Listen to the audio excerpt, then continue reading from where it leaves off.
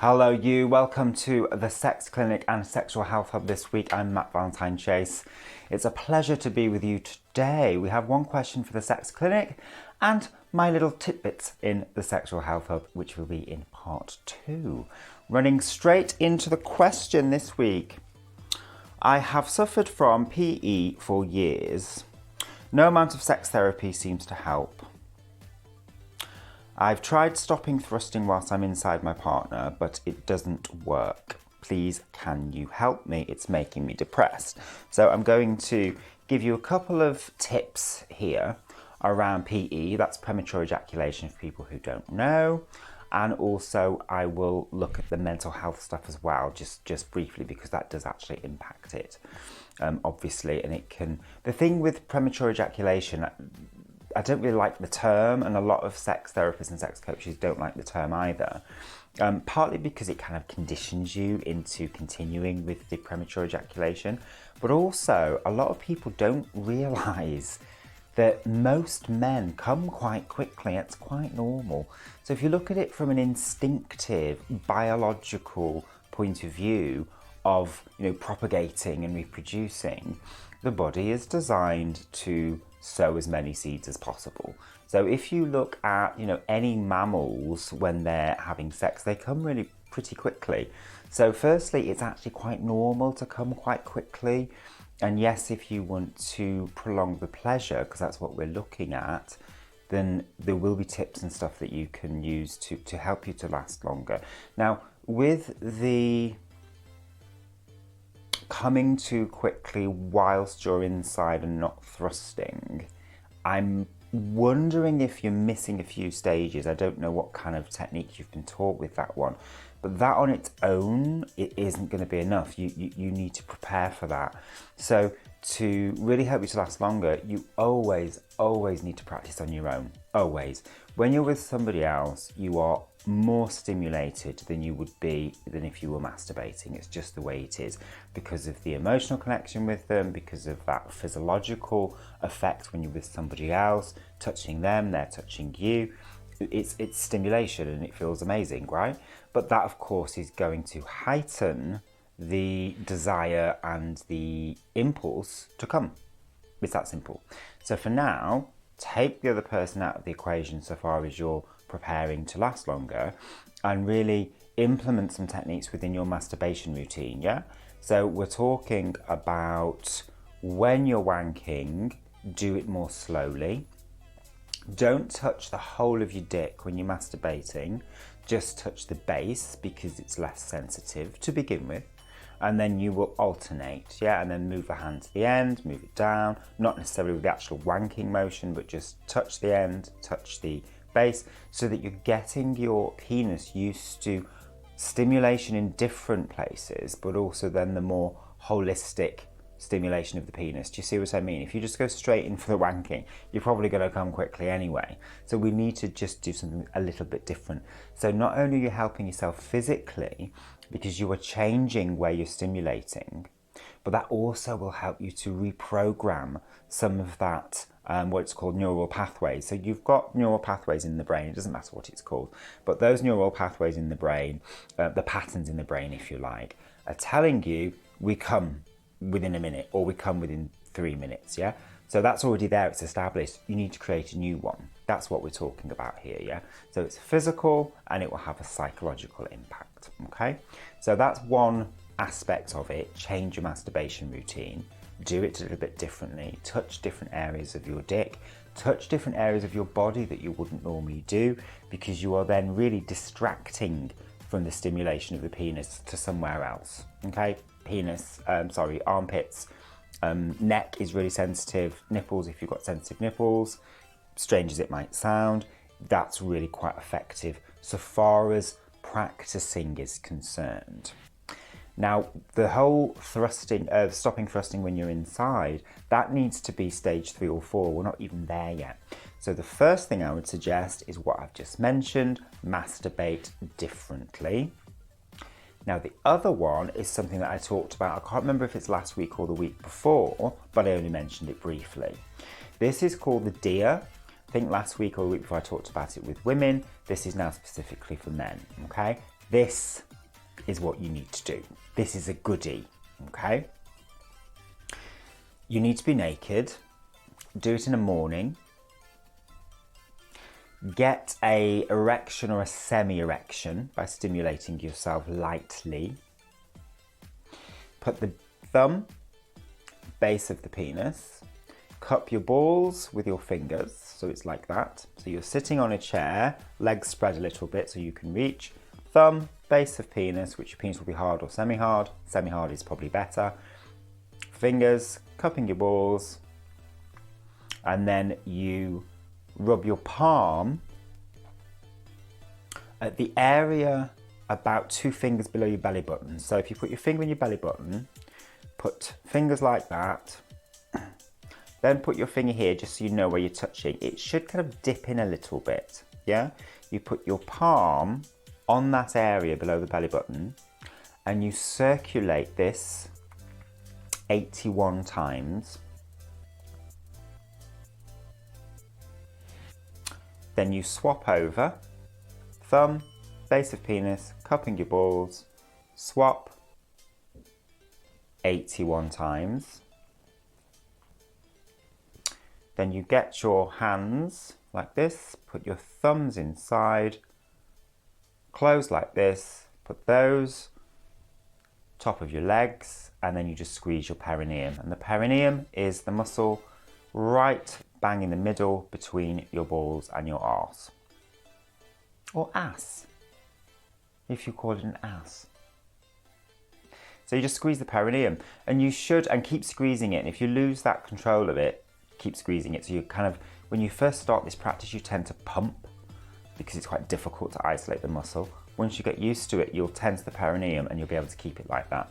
So you're like this, you squeeze the perineum, and I want you to now imagine or feel or visualize, whatever works for you, that you're bringing a heat up from that perineum, and it goes from the perineum up past the sacrum, right up the spine, and then it comes forward at about this level, and it comes down the front of the body. So you're bringing this heat up like this, bringing it forward and down like that, and just keep doing this. And as you're doing this, you might start feeling tingling. It might be warm, it might be cold rushes, but you'll feel something. And strangely, sometimes it feels like that the feet start to pulsate. And the only reason why I'm pointing that out to you is because this practice is a little odd. But if you can feel something moving in the body, it gives you some encouragement. Actually, I don't know what this is, but something's moving. And I'm not going to explain it because there's no need to at the moment. I will certainly at a later date. But just try that. Different way to masturbate on a daily basis, slower, just slow it all down. And then this practice every single morning for 3 or 4 minutes, every single morning, yeah? So you will need to watch this clip again, obviously, because it'll take some getting used to rather.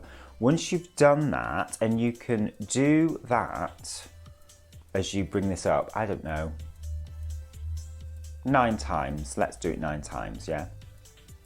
It doesn't really matter, to be honest with you, but just 9 times, yeah? And then on the 9th time, I want you to relax your hands. This is the really important bit. Then you just very easily, very gently, just bring the breath down into the belly and let the belly expand on the in-breath. And on the out-breath, as you breathe out, I want you to imagine that you're breathing down the body, down the legs, and out at the soles of your feet. So just letting the breath naturally come into the belly. Maybe even resting for a moment between the in and the out breath. And then on the out breath, let it go down and out through the soles of your feet. So I'm not going to go through that again, so you will need to re-watch this. And I'm just going to add something to it. What is also useful as you're doing that practice, is you relax the jaw and that you just let the tip of your tongue naturally rest at the top palate, just touching gently behind the front teeth. It's an energy practice. It's called the deer, and that is an extended version from the one I did a couple of weeks ago, whenever it was. And that one is specifically for men. Okay, so try that, see how you go. There will be other things that you need to do as well, but just try that for now. Yeah, less is more. Okay, I hope that helps, and do get back to me because I want to see whether you've had any benefit from it, because that would be great. Okay, I hope that helps you, and I hope that helps everybody else. Okay, so it is Sexual Health Hub. How exciting. This week on Sexual Health Hub, we are talking about STI testing. Do we do a home test or do we go to the clinic? Which is best? Well, there's no cut and dry answer to that one. But the thing is, with home testing, I personally think you kind of need to know what you're doing with it. Now, most of them, if not all, will come with pretty clear instructions. I use SH24. They are not just pretty clear instructions, they are fantastic instructions, and they've even got online videos that you can use to ensure that you are doing your tests correctly. So if you have a really good provider, the test kit is substantial, fantastic, do it at home. It's a lot more convenient than going to the clinic. These days, it's quite difficult, I find, it depends on the area, but to get an appointment at your clinic. So generally speaking, I do absolutely recommend home testing, because I think a lot of people, if they can't get to the clinic or we can't be bothered to go to the clinic, because let's be honest, home testing, it never used to be around. It's just so convenient and brilliant. I would advise it and recommend it. However, it depends sometimes on if you've done the swabs correctly, especially if you're doing it yourself, especially the throat one, because sometimes we can avoid going right to the back of the throat. We really need to get that test swab properly covered. So sometimes I do think going to the clinic is a little bit better, but it will depend on your individual circumstances. And I'll just give you an example, a funny example. Years ago, I think it was probably one of the first tests I did actually at home. I did it, sent it all off, and then I had a call from the sexual health clinic, a text saying call the sexual health clinic, and you'll all know, or most of you will know, it's like, oh my God, I've got an STI. So I called the clinic and she said, it's nothing to worry about, it's just that your bum swab was inconclusive. And I said, oh, actually, I think I know why that is. I'd had a couple of glasses of wine, I was pissed, before I did it. And the fluid fell out of the bottle. Well, you need the fluid to preserve the bacteria and stuff, otherwise they can't test properly. So she said, oh, that's what it is. Do you want us to send you another one? So I said, well, I don't do anal. I very rarely rim. I'm not that bothered about that particular one. And everything else had come back negative, including the throat swab. So I didn't really worry about it. But that's just an example of how it can kind of go a bit wrong, because you're not at the clinic with somebody doing it for you, or in the very least, watching you do it. So home testing, I would say, is incredibly convenient. Do it. But I think on occasion, for me personally, I would go to the clinic maybe once a year, maybe every couple of years, and then do the home testing 3 monthly, depending on how much sex I'm having. That's how I personally do it. Go with your individual circumstances. I don't necessarily think one is better than the other. The obvious thing for me to say would be, oh, it's much better to go to the clinic. I think home testing kits these days are absolutely fantastic. It will depend, of course, I'm talking generally about civvies. If you're working in the industry, especially in the porn industry, you're going to go to the clinic because you'll need to be certed and everything. But for general kind of STI testing, I personally think that home testing are a godsend. I mean, since they came in, I'm actually testing more. So, good on whoever came up with that idea. I think it's brilliant. But do go with your individual circumstances. It doesn't suit everybody. And also, if you get nervous about, pricking your finger to get your own blood to the point where you can't do it, you're going to have to go to the clinic, right? So go with your individual choices. But personally, I recommend home testing and on occasion going to the clinic if you're a civvy. that is just my point of view. But also, if you are, don't forget, if you're on PrEP, for example, you're probably going to need to go to the clinic because they will do kind of specific testing, and also they're going to review your PrEP for them to prescribe you some more. Yeah. So I hope that little snippet helps. And do you know something? The reason why I've talked about that this week in Sexual Health Hub is because some people still don't know about home testing. So they can't get into their clinic, or they just don't want to go to their clinic, or perhaps they don't live near one. So they're not testing.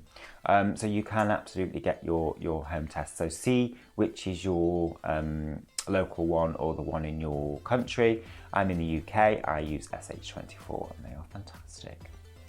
And that's it for this week's Sexual Health Hub and indeed the Sex Clinic. I do hope that you enjoyed. It's been a pleasure to be with you today. You can visit me at sexcoaching.london. And do you know, if you mention Belle's Secrets to book your therapy or coaching session with me, you get 15% off. And I don't generally do discounts. So I hope that helps you all in these challenging times, but the sun will shine again, right? Lots of love, everybody. Take care.